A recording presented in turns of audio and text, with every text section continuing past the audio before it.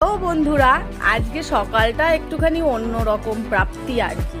এই আমপাই জামপাই ভূতে ধরে সব থেকে কিন্তু আলাদা রকম একটা অনুভূতি আর কি, প্রাপ্তি বলতে গেলে। সকাল সকাল দেখো ছেলে উঠে বলছে, মামি আমি করব, আমি আজকে ব্রেকফাস্ট বানাবো। তাই বললাম ঠিক আছে, তোর যখন এত ইচ্ছা তাহলে তুই করেই দেখ। যে জিনিসটা ইচ্ছা দিয়ে মানুষ করে না, সেটা মানে খুব সুন্দরভাবেই সেটা করতে পারে, আমি জানি। তো দেখো সকাল সকাল উঠে পরোটা বানিয়েছে। আমি সব কোথায় কি আছে বলে দিয়েছি ঠিকই, আর আমার শ্বশুর গ্যাসের সামনে দাঁড়িয়েছিল, একা তো ছাড়া যায় না। তো নিয়ে ও দেখো নিজে সকালবেলা পরোটা করেছে। পরোটা যেরকমই শেপ হোক না কেন, খেতে কিন্তু দারুণই হয়েছিল।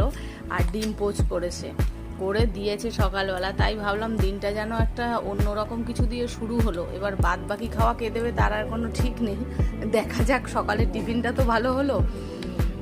তোমরা কে কি টিফিন করেছো আমার সাথে শেয়ার করো। আজকে সকালে কিন্তু আমার পরোটা আর ডিম পোচ দিয়েই গেছে।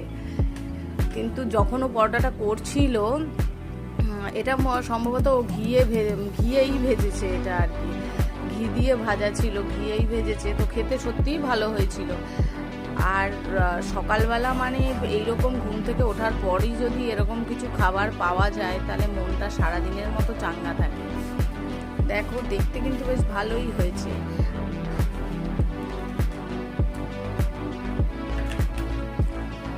ডিম পোচটা শুধুমাত্র একটুখানি দিতে যেয়ে ছড়িয়ে গেছে দেখলাম, তাতে কোনো অসুবিধা নেই, খাবো তো। এইবার নয় এরকম হয়েছে, পরের বার ঠিক করে আবার করে নেবে আর কি। তো দেখো আবার করে আমার জন্য আবার নিয়েও এসছে, সাজিয়ে আবার নিয়েও এসছে। বলছে তুমি একটা ছবি তুলে দাও।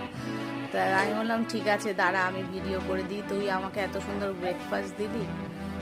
টাটা বন্ধুরা।